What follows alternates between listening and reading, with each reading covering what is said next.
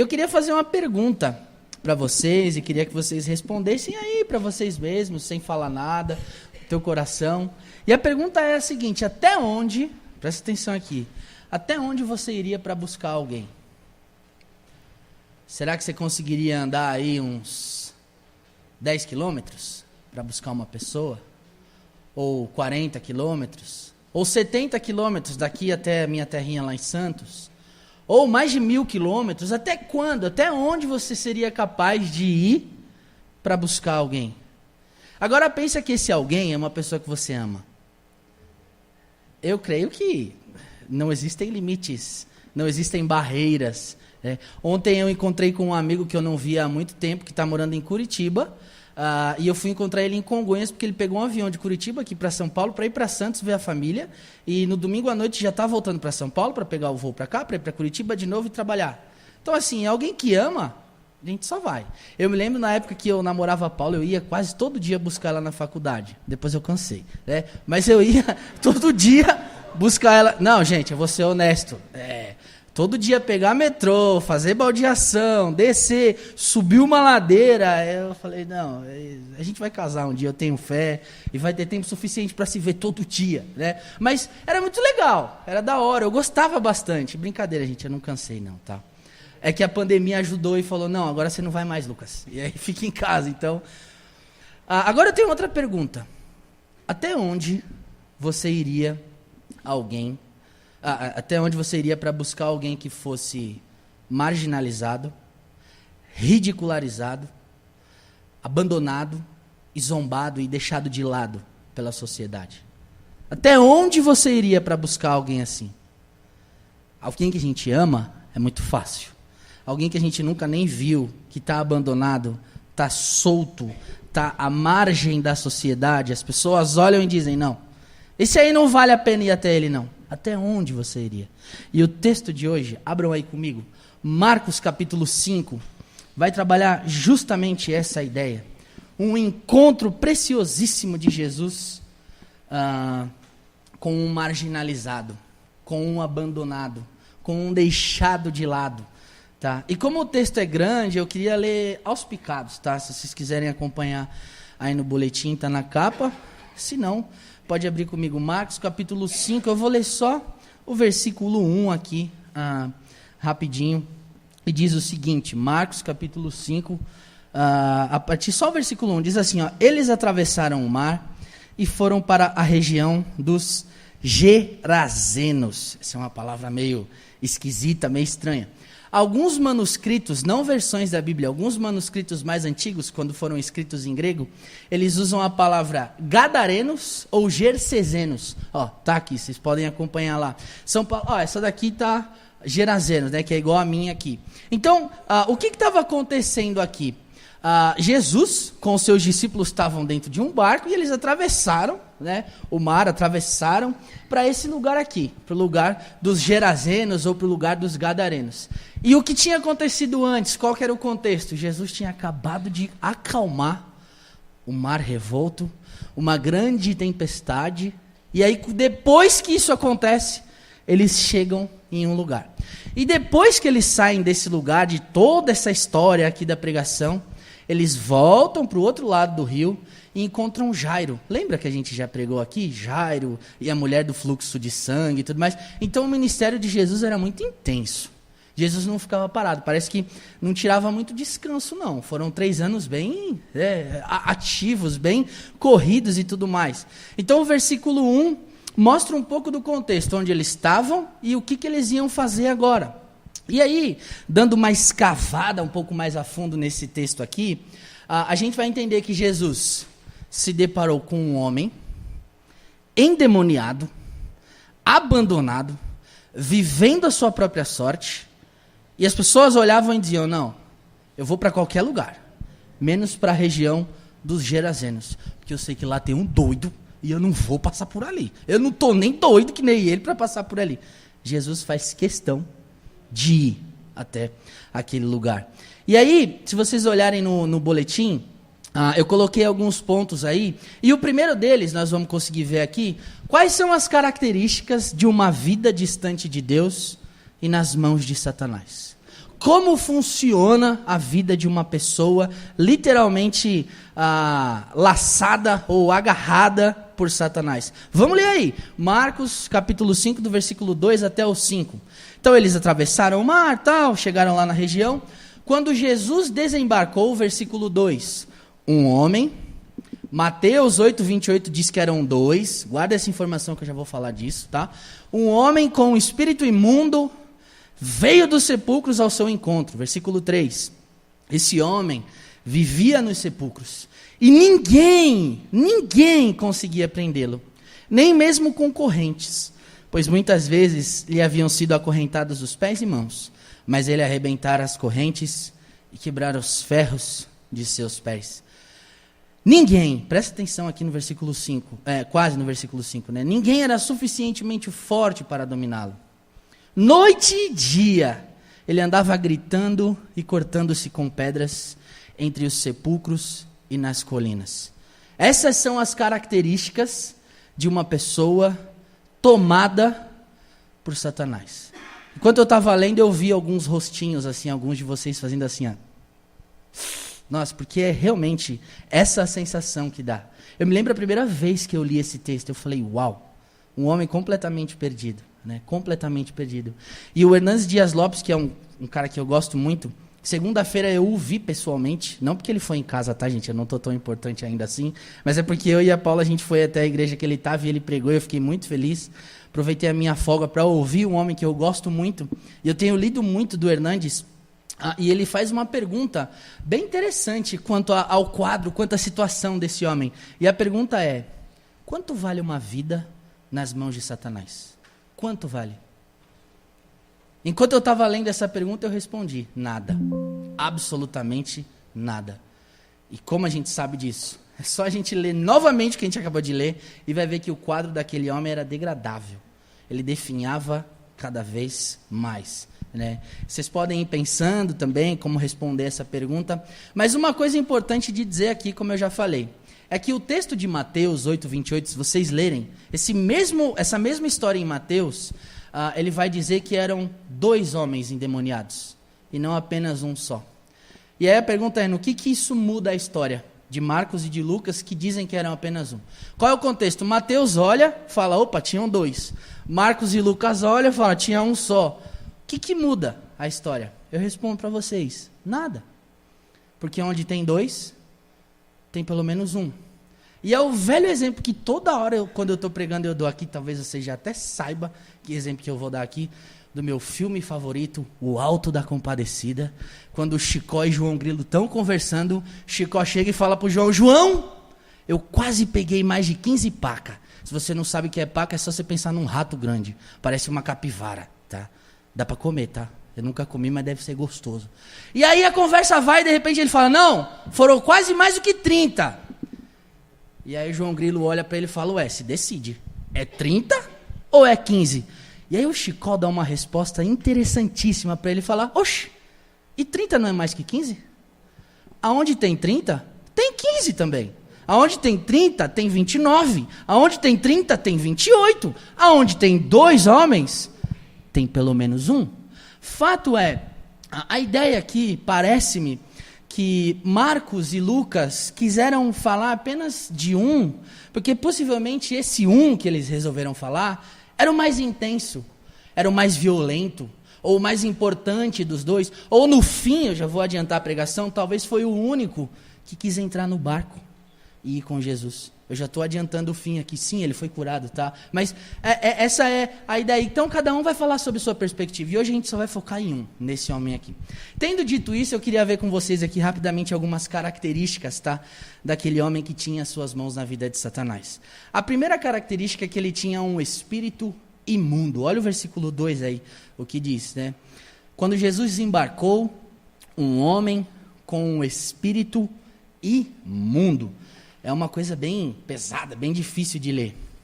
Era um espírito, queridos, segundo alguns estudiosos, que não era purificado, era sujo, era imundo, literalmente.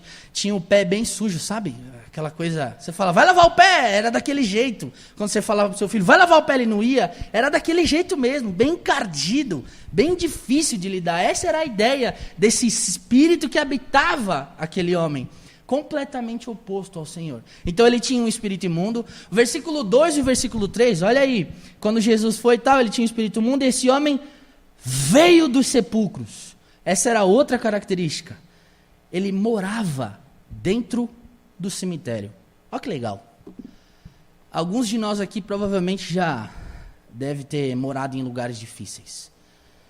Você foi construindo a tua vida ao longo dos anos e eu creio que de cara nenhum de nós aqui conseguiu a casa que a gente tem hoje. Eu ainda não tenho casa. Talvez você foi trabalhando, foi juntando dinheiro, foi conquistando suas coisas e hoje você vive, graças a Deus, eu espero em nome de Jesus que muito bem. Aquele homem não. O lugar de habitação dele eram os sepulcros, o cemitério, as tumbas ou os buracos ou as cavernas, né? Possivelmente um lugar aqui, gente, aonde ninguém queria passar, porque é provável que tivessem corpos expostos, urubus comendo a carniça, literalmente. Eu sei, é pesado, mas era justamente nessa situação que esse homem vivia. Vários corvos, eu não sei se vocês já viram um corvo. O corvo até fala, tem uma voz grossa. Quem me falou que corvo fala é a Paula. Eu vi um vídeo e é assustador mesmo. A mulher fala com o corvo e ele fala, oi. É oi que ele diz, eu não lembro, mas é estranho. Esse era o lugar de habitação desse homem. Um lugar extremamente difícil, um lugar extremamente complicado de ver. E qualquer semelhança, queridos, eu sei que é pesado isso que eu vou falar, mas qualquer semelhança é mera coincidência com a gente. Qualquer semelhança é mera coincidência. E eu digo isso no sentido, não de que um dia nós estivéssemos endemoniados. Não estou falando disso, não.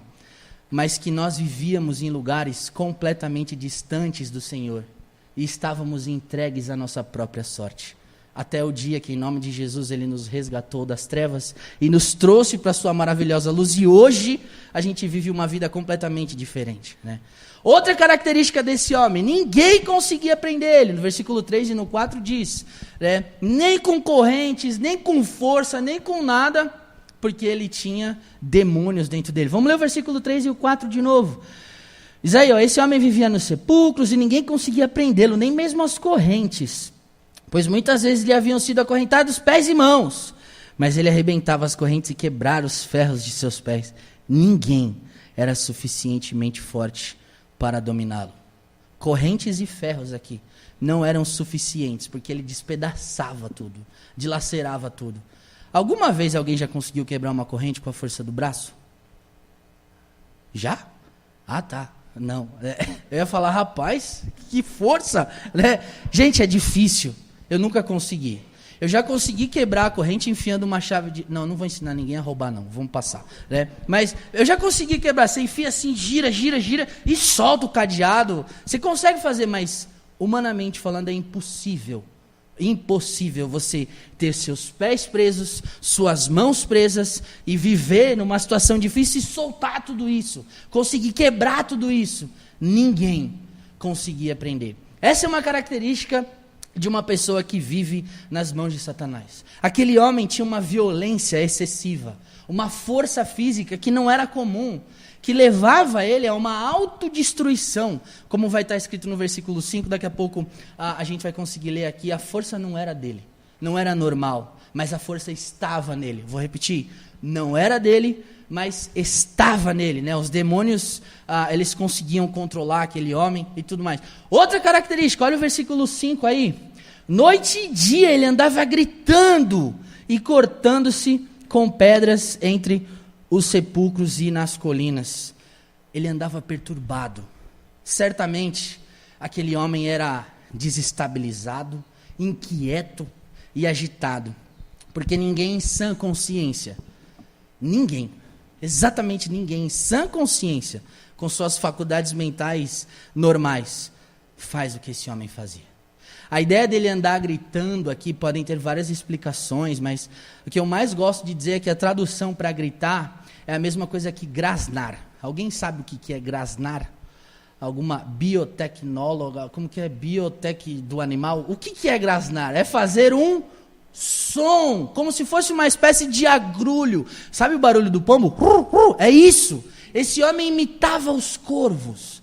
Estava tão fora de si.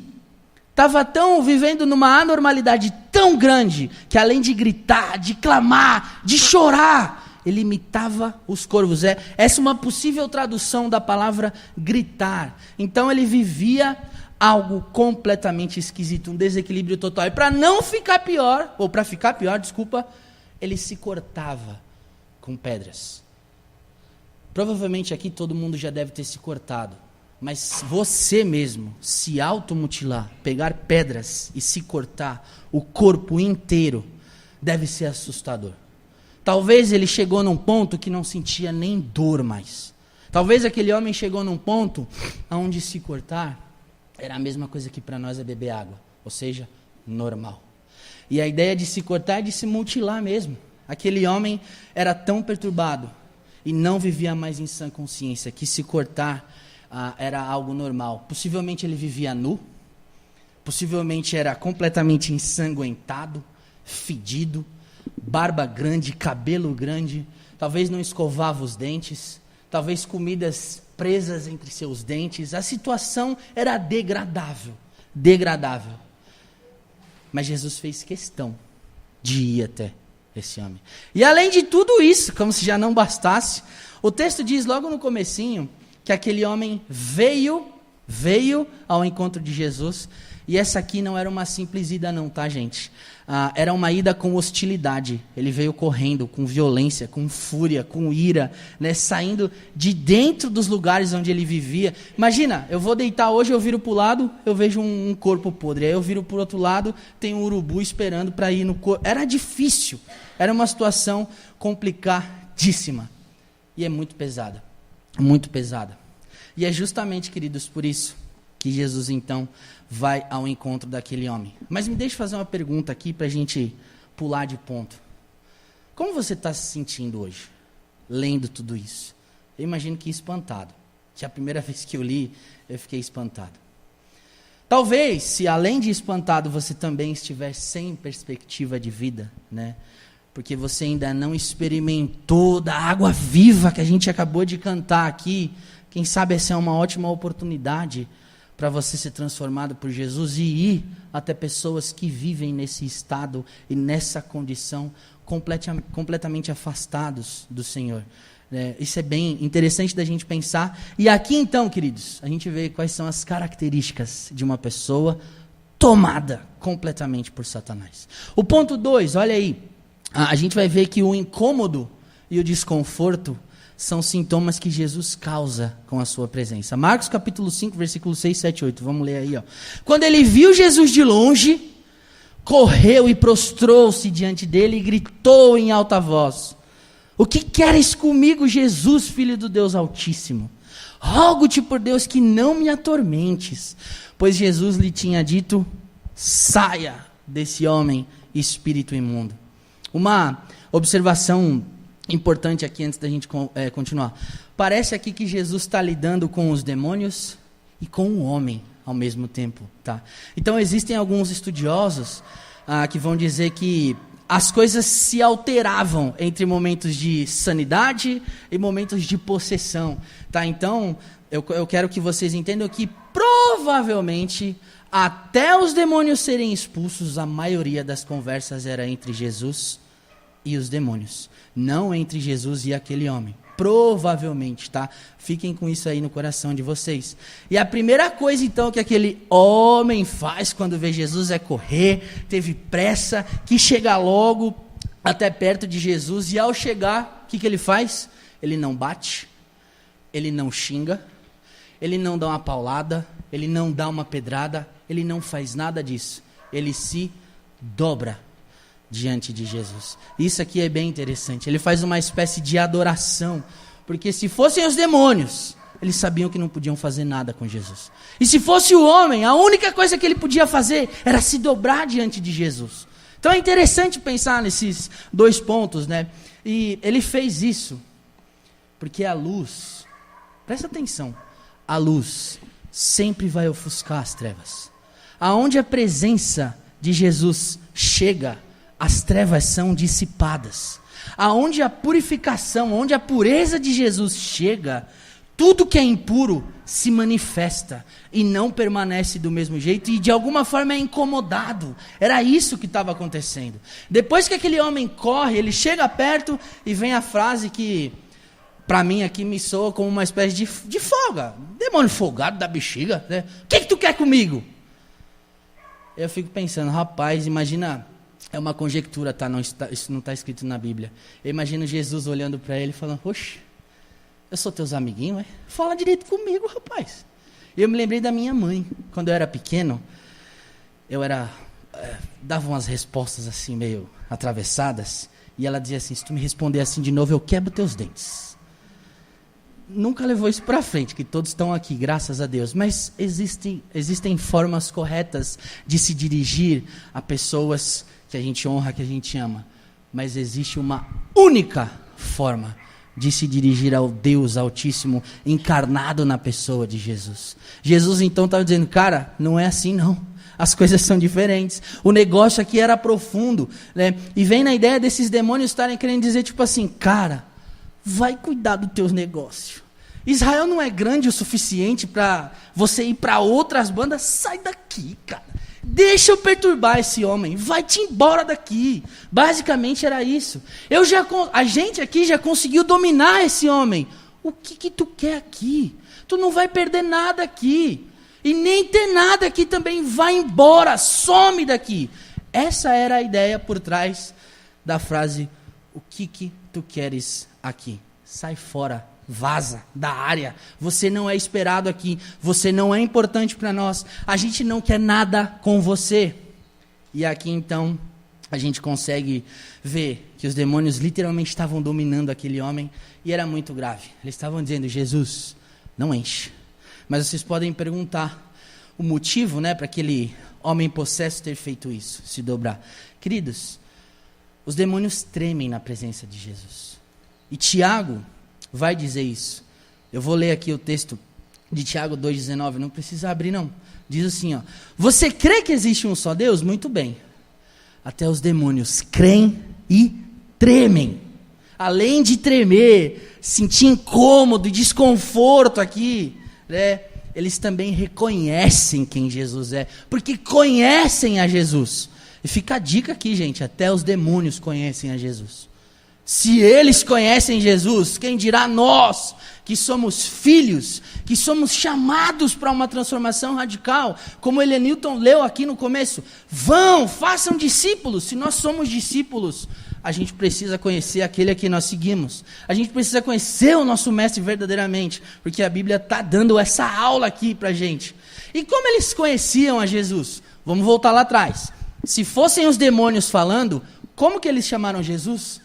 Filho do Deus Altíssimo. Não era qualquer coisa não.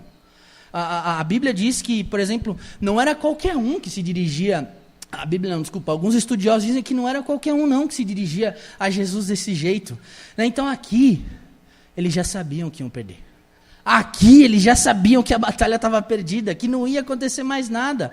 Mas o interessante aqui é que pode também ser intercalado um momento de possessão e de sanidade, e aquele homem disse, Jesus, filho do Deus Altíssimo, no sentido assim, eu preciso da tua ajuda, eu não consigo mais viver desse jeito, por favor, e aí quem sabe os demônios tomam de volta, opa, some daqui, né, para Jesus.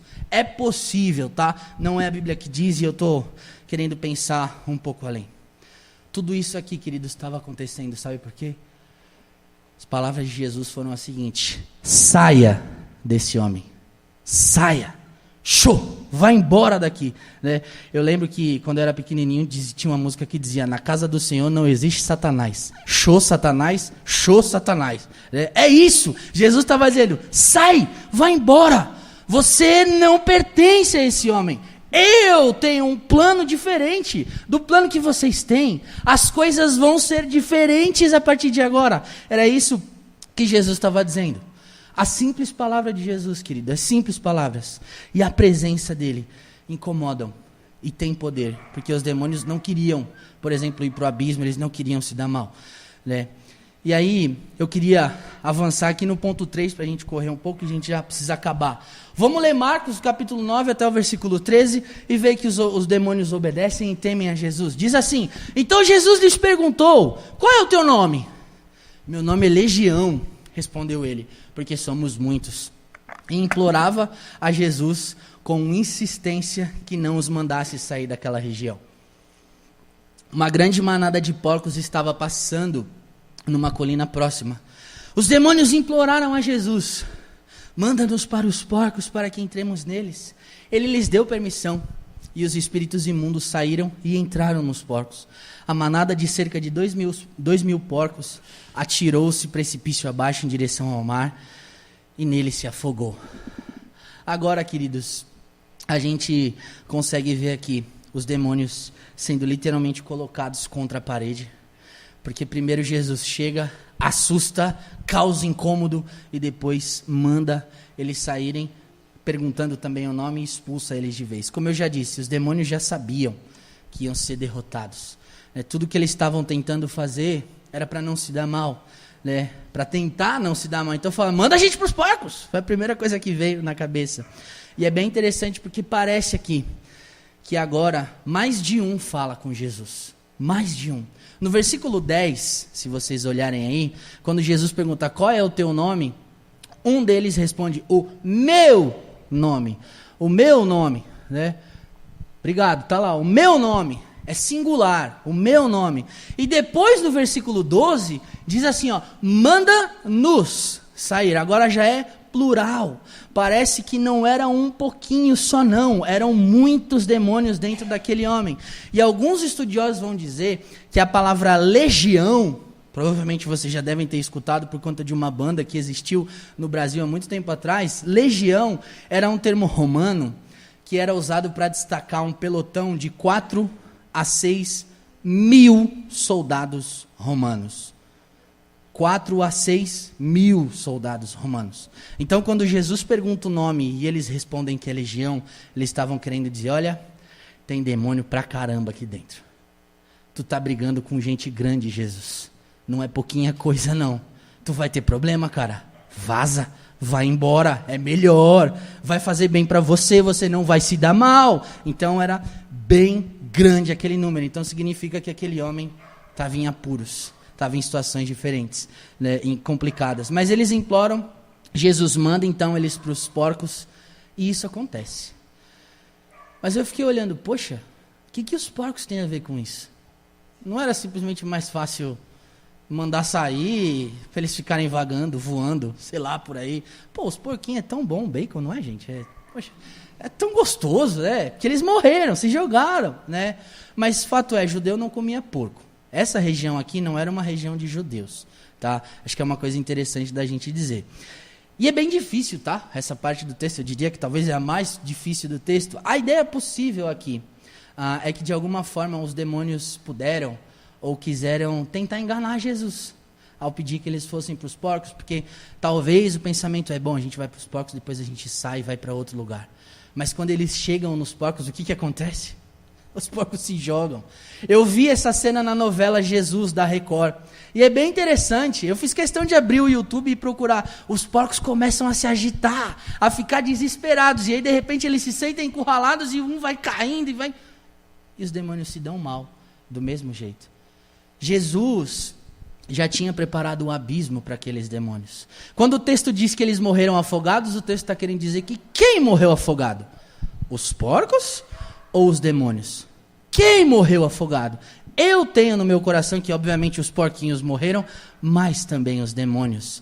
E um demônio pode morrer? É interessante a gente pensar nesse tipo de coisa, né? Eu queria que vocês fossem pensando também. Mas a ideia é que eles voltaram para o abismo, como Judas vai dizer no versículo 6, porque Judas não tem capítulos, é um capítulo só, e a gente diz, em Judas 6, diz que alguns demônios já estão acorrentados, já estão trancafiados, sofrendo lá no abismo, sem poder sair de lá. E é possível que esses demônios tenham voltado para lá. É possível, não estou afirmando e nem dizendo que é, mas fato é, ainda existem demônios por aqui. E a gente precisa fazer o nosso papel. Satanás ainda não foi deposto, Satanás ainda não arde no lago com fogo e com enxofre, que Apocalipse capítulo 20, se eu não me engano, vai trabalhar essa ideia. Um dia, ele ainda vai se dar muito mal. Hoje ele tenta destruir, tenta fazer todas as coisas que pode, porque sabe, né? Queridos, por favor, alguém pode fechar essa porta aqui? Obrigado, Helenilton. Estou me desconcentrando um pouco e eu sei que algumas pessoas também, né? Mas voltando aqui, um dia... Opa, Jesus te ama, Helenilton. Obrigado. Algumas pessoas têm sido tentadas, mas um dia Satanás ainda vai se dar mal. Todos os seus anjos, e junto com ele, vão arder. A batalha já está perdida. E por saber disso, então, ele tenta fazer várias coisas. E o que mais me alegra, independente de tudo isso, da quantidade de demônios, dos porcos e de tudo mais que aconteceu, é que Jesus já tinha tomado as rédeas da situação. Na verdade, ele nunca perdeu, eu gosto de dizer assim. Tudo já tinha sido entregue para ele. Sem nem ter uma luta ou um diálogo fervoroso, não. Lembra de João capítulo 4? Quando Jesus está conversando com Satanás, como ele responde? Com mansidão, com tranquilidade, com calma. Nem só de pão viverá o homem, mas de toda palavra, né, que a gente pode receber. Jesus então sempre mostrou para a gente que nada do que o diabo pudesse fazer, nada do que Satanás, que é a mesma coisa, pudesse fazer, ia sobrepujar, ia ser maior do que o que Jesus fez e faz. Imagina os apóstolos como não deviam estar, eles devem ter ficado maravilhosos, né? Esse é o poder de Jesus, é fonte inesgotável, né? A gente precisa entender que esse poder está disponível, com uma simples palavra, saia! Eles saíram. E eu vou voltar a falar dos porcos, tá? Calma aí, relaxa aí, né? Paulo vai dizer que não existe nada que possa nos afastar e que nos distanciar do amor de Deus. Abram aí junto comigo, Romanos capítulo 8, vocês vão entender o que é realmente esse poder de Jesus. Ou meu auxiliar querido vai colocar lá, Romanos 8, 38 e 39, por favor. Palavras de Paulo são preciosíssimas. Romanos 8, a partir do versículo 38, já está aqui na tela, diz o seguinte: pois eu estou convencido de que nem a morte, nem a vida, nem anjos, e olha o que lá? Nem demônios, nem o presente, nem o futuro, nem quaisquer poderes, nem altura, nem profundidade, nem qualquer outra coisa na criação será capaz de nos separar do amor de Deus que está em Cristo Jesus, o nosso Senhor. Amém, gente? É isso que o texto está dizendo. Não adianta, Satanás, você querer fazer coisas. Nada nos separará do amor de Deus. E o ponto 4 aí, a gente vai ver quando o espanto fala mais alto. Meu Deus, os porcos! Os porcos. Quando o espanto fala mais alto, mas existe cura, libertação e salvação. Marcos 5, a partir do versículo 14, vamos ler rapidinho. Os que cuidavam dos porcos fugiram e contaram esses fatos na cidade e nos campos. E o povo foi ver o que tinha acontecido. Quando se aproximaram de Jesus, viram ali um homem que fora possesso da legião de demônios, assentado. Lucas diz que ele estava sentado aos pés de Jesus, vestido e em perfeito juízo, e ficaram com medo. Os que tinham visto contaram ao povo o que aconteceu e ao endemoniado, e falaram também sobre os porcos. Os porquinhos voltando aqui. Então o povo começou a suplicar a Jesus que saísse do território deles. Aqui fica claro, queridos, a questão de como as pessoas preferem dar mais atenção e focar em tudo ao redor, menos na cura daquele homem, menos na libertação daquele homem. Ele estava sendo salvo, ele estava sendo liberto, mas as pessoas preferem sempre focar em outras coisas. E honestamente, isso me assusta muito, mas eu queria dizer uma coisa importante para quem acha que Jesus não deveria ter mandado os demônios para os porcos. Hoje existe um sentimentalismo muito barato que promove a tristeza sobre a dor de um animalzinho indefeso e não move um dedo, tá? Para a situação infeliz de milhões de homens e de mulheres. Eu vou repetir, hoje existe um sentimentalismo barato, que foca demais em animais. E gente, eu tenho um cachorro, eu amo cachorro, gato, eu gosto de bicho, é legal, quem não gosta de bicho? Mas o foco aqui não são os animais, o foco aqui é a cura daquele homem, porque diante de toda uma situação, o que é mais importante? Um homem ou animais? Homem, com certeza absoluta. Seres humanos. Então existe um sentimentalismo muito barato, que promove assim a tristeza, a dor. Não, um animalzinho indefeso. Mas e as pessoas que tanto têm sofrido? Jesus talvez tinha isso no coração. E na escala de valores para Deus, não há nada tão importante quanto a alma humana, quanto a vida, quanto o ser humano criado à imagem e semelhança do próprio Senhor. E eu entendo aqui, queridos, que muitos porcos foram mortos e que a nossa mente talvez, né, dentro dela, não tenha feito tanto sentido, os demônios terem ido ali para os porcos, mas o fato é que, além disso, aquele homem estava curado, estava liberto, estava salvo, sentado aos pés de Jesus. Antes não ficava parado. Eita, Deus poderoso, né? Antes não ficava parado, mas agora ele vai de encontro a Jesus, ele vive coisas distintas, diferentes do que ele vivia antes. Por isso que eu digo que o ponto 4 trabalha essa ideia, que o espanto fala mais alto, mas aquele homem é curado. E por fim, queridos, vamos ler rapidinho para a gente orar e acabar. Agora, quais são as características de vida nas mãos, de uma vida nas mãos de Jesus, e como que é a urgência da pregação? Os últimos 3 versículos. Quando Jesus estava entrando no barco, depois de tudo isso, o homem que estivera endemoniado suplicava-lhe que deixasse ir com ele. Jesus não permitiu, mas disse: vai para casa, vai para a tua família, anuncie quanto o Senhor fez por você, e como teve misericórdia de você. Versículo 20, para finalizar os versículos. Então aquele homem foi e começou a anunciar em Decápolis quanto Jesus tinha feito por ele. Todos ficaram admirados. A gente chega aqui no fim da pregação com esses 3 versículos fantásticos, né? No começo a gente viu quais eram as características de alguém nas mãos de Satanás. Agora são as características de alguém na mão de Jesus. A pessoa nas mãos de Jesus presta atenção no que o mestre faz e quer fazer igual. E chama a ele como Deus, clama a ele como Senhor e quer seguir, quer servir. Ele viu Jesus entrando no barco e falou: opa, eu vou fazer igual. Eu acho que é legal fazer isso aqui. Eu quero ir junto. Ele sai correndo e vai até Jesus e Jesus: não, calma lá.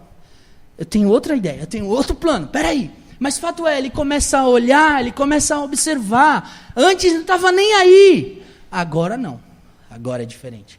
Ele presta atenção. Ele viu que Jesus estava entrando. Ele queria fazer igual. Ele vê que as coisas estão diferentes e que ele é transformado. E a pergunta que eu tenho para fazer é: quando foi a última vez que você fez isso? Quando foi a última vez que você quis ficar muito na presença de Jesus? Quando foi a última vez que você leu a Bíblia pra caramba, que você orou, que você quis ter comunhão, assim como aquele homem teve e fez? Quando foi a última vez? Gente, não é fácil, eu sei. Eu sei que não é fácil, eu não estou julgando ninguém aqui, porque eu também tenho dificuldades no meu dia para parar, para sentar e falar: não, agora é só com Jesus, agora é só com a Paula, agora é só a igreja, agora é só isso, são tantas coisas. Eu sei que não é fácil, mas esse homem está ensinando a gente: tenha tempo com Jesus, é importante. Outra característica, né? Ele ouve as palavras de Jesus, porque Jesus diz: não vai não, comigo não, você tem outra coisa para você. Ele fala: tá bom. Ele não responde, ele não fica bravo, ele não vai à força, ele fala: tá bom. O que o senhor quer comigo? Fala aí, eu vou te ouvir. Eu sou teu discípulo agora, eu fui curado, eu fui transformado, eu fui curado, salvo, liberto. Agora é diferente. Ele ouve Jesus, né? Obedece, porque Jesus diz: vai e anuncia para a tua família. Agora eu quero fazer algo diferente, né? Ele foi anunciar, queridos, porque ele compreendeu. Pelo menos assim eu penso. Né? Ele era obediente, estava grato a Deus, certo de que ele foi atendido na sua urgência e queria mostrar para as pessoas o que tinha acontecido com ele. É igual um morador de rua que descobriu onde tem pão e quer falar para todos os outros aonde tem pão. Ele não vai guardar dificilmente para ele, porque onde tem um pão, tem muito pão. Então esse homem vai, né? E a missão daquele homem foi fantástica. Ele não tinha sido salvo e nem liberto da escravidão apenas para o prazer de desfrutar da liberdade concedida por Deus. Não. Ele foi salvo para anunciar em Decápolis. Decápolis é uma palavra grega, uma junção de duas, deca e polis. Deca é a palavra grega que a gente conhece como a palavra 10. E polis a gente conhece como a palavra cidade. Decápolis, 10 cidades. Ele vai para esse lugar e, além de tudo isso, para a família. E aí, sobre ele anunciar para a família, eu queria dizer uma coisa aqui, né? Jesus envia aquele homem para casa como missionário para ser uma testemunha para os seus familiares. Antes ele espalhava medo e pavor. Agora a família dele precisava ver o que tinha acontecido com ele. Ele era uma bênção de Deus. Ele era um testemunho vivo. Antes era um mensageiro da morte. Agora ele era o embaixador da vida. E Jesus vai dizer, olha, o teu primeiro passo, Capela. O teu primeiro passo, Lucas. O nosso primeiro passo. O nosso primeiro campo missionário, sabe quem que é? O nosso lar. Precisa ser a nossa casa. Você precisa falar de Jesus para os da tua casa. Com urgência. Assim como esse homem fez. E a gente tem várias outras coisas que a gente podia pensar aqui. Mas o melhor lugar, queridos, que a gente pode estar é na presença de Jesus. A gente precisa se submeter a Ele, porque certamente nós seremos transformados assim como esse homem foi. Jesus pode ir até onde você menos imagina para salvar alguém e ensina para a gente que a gente deve fazer a mesma coisa. Amém, queridos? Eu queria orar e pedir a Deus que nos ajude a sermos iguais a esse homem, exemplar. Jesus, muito obrigado por esse tempo que nós tivemos aqui. Eu te louvo, porque conseguimos ver que Satanás roubou tudo de precioso que aquele homem possuía. Família, liberdade, paz, saúde física e mental, tantas coisas. Todas as pessoas, Senhor, já tinham desistido daquele homem, menos o Senhor. Eu te agradeço porque essa viagem foi proposital. Esse encontro foi marcante, foi necessário, foi preciso. Eu entendo aqui, Jesus, que o Senhor queria olhar nos olhos daquele homem, assim como um dia o Senhor fez com a gente, fez também com aquele homem. E eu te louvo, porque segundo Lucas 19:10, o papel do Senhor era um só, o de buscar e salvar todo aquele que se havia perdido. Um dia o Senhor nos tirou das trevas, nos transportou para a tua maravilhosa luz.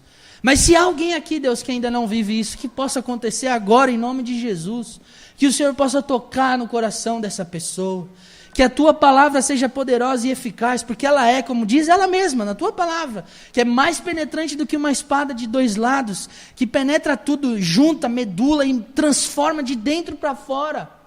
Que isso possa acontecer. Se existe alguém assim, Deus, aqui hoje, que possa olhar para esse texto que nós lemos e ver que é possível existir vida com Jesus após tantas tristezas vividas, após o afastamento espiritual, como diz a tua palavra em Romanos. E todos pecaram e estão afastados, destituídos da tua glória. É possível, Jesus. É possível. E eu te louvo por isso. Então fala ao coração dessa pessoa, fala ao nosso coração, que já somos filhos teus, que já somos do Senhor, por favor. Eu oro com muita gratidão no coração, por poder compartilhar essa palavra tão necessária e tão importante. Que encontro, Jesus, que encontro. Em nome de Jesus eu oro então. Amém.